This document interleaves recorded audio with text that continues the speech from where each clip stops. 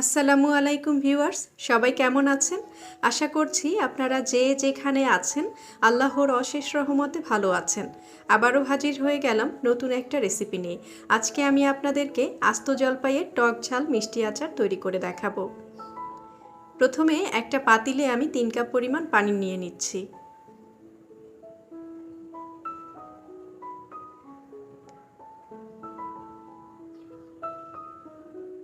এখন আমি এই পানির মধ্যে হাফ কেজি পরিমাণ জলপাই সিদ্ধ করব। জলপাইগুলো আমি ধুয়ে মাঝখান থেকে দাগ কেটে দিয়েছি, যাতে করে মশলাটা জলপাইয়ের মধ্যে ভালোভাবে ঢোকে।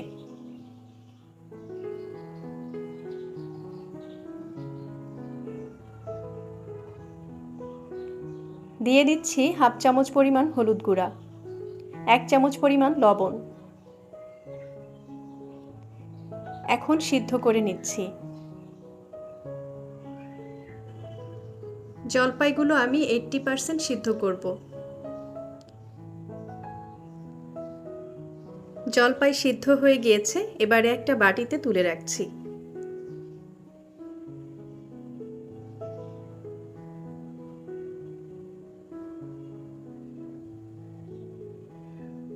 এবারে চুলায় প্যান বসিয়ে 2টা শুকনা মরিচ এবং 1 চামচ পরিমাণ পাঁচফোড়ন ভেজে নিচ্ছি।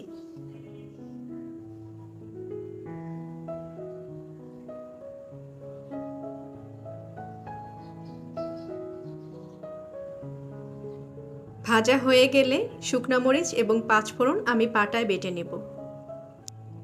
অপরদিকে চুলায় প্যান বসিয়ে 1 কাপ পরিমাণ সর্ষের তেল দিয়ে দিচ্ছি। সাথে দিয়ে দিচ্ছি 2টা শুকনা মরিচ, হাফ চামচ পরিমাণ পাঁচফোড়ন এবং 2 চামচ পরিমাণ সাদা সর্ষে বাটা।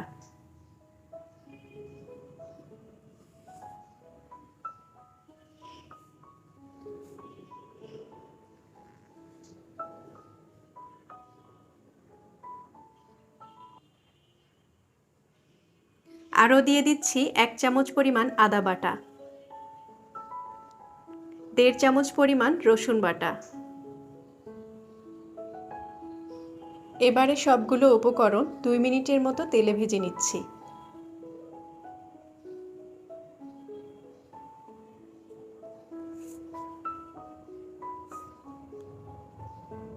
এ পর্যায়ে আমি চুলার তাপ একেবারে লোতে রেখেছি, যাতে করে সর্ষের তেল উবলে পড়ে না যায়।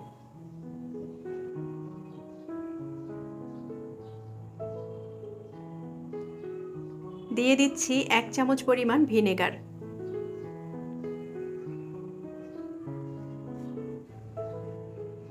এখন দিয়ে দিচ্ছি 1 চামচ পরিমাণ ধনিয়া গুঁড়া, 1 চামচ পরিমাণ কাঁচা জিরার গুঁড়া, 1 চামচের একটু বেশি পরিমাণ লাল মরিচ গুঁড়া, হাফ চামচ পরিমাণ হলুদ গুঁড়া এবং 1 চামচ লবণ। আবারও 3 মিনিটের মতো তেলে ভেজে নিচ্ছি।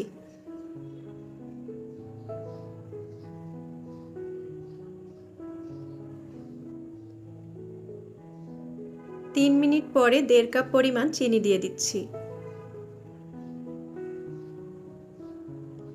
এবারে ততক্ষণ পর্যন্ত রাখবো যতক্ষণ না চিনি থেকে সম্পূর্ণ পানি বের হয়ে আসে। চিনি থেকে সম্পূর্ণ পানি বের হয়ে এসেছে, এবারে আমি 2 চামচ পরিমাণ ভিনেগার দিয়ে দিচ্ছি। সাথে দিয়ে দিচ্ছি সিদ্ধ করা জলপাই। জলপাই দেবার পরে আবারও 3 মিনিটের মতো রাখবো। 3 মিনিট পরে প্রথমেই যে পাঁচফোড়নটা আমি ভেজে বেটে রেখেছিলাম সেটা দিয়ে দিচ্ছি।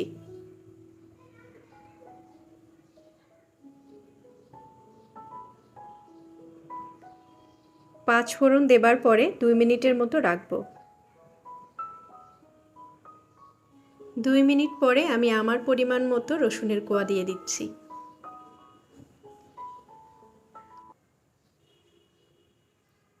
লবণ এবং মরিচ একটু কম হয়েছে, তাই আবারও হাফ চামচ পরিমাণ লবণ এবং 1 চামচ পরিমাণ মরিচ গুঁড়া দিয়ে দিচ্ছি। এখন এভাবে আবারও 2 মিনিটের মতো রেখে দিচ্ছি।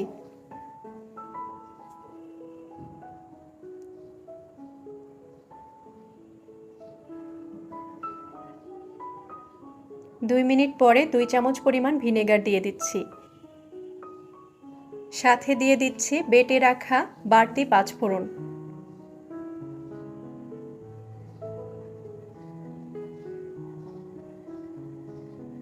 এবারে আমি চুলা বন্ধ করে নামিয়ে ফেলব। নামিয়ে পরিবেশন করে দেখাচ্ছি কেমন হয়েছে।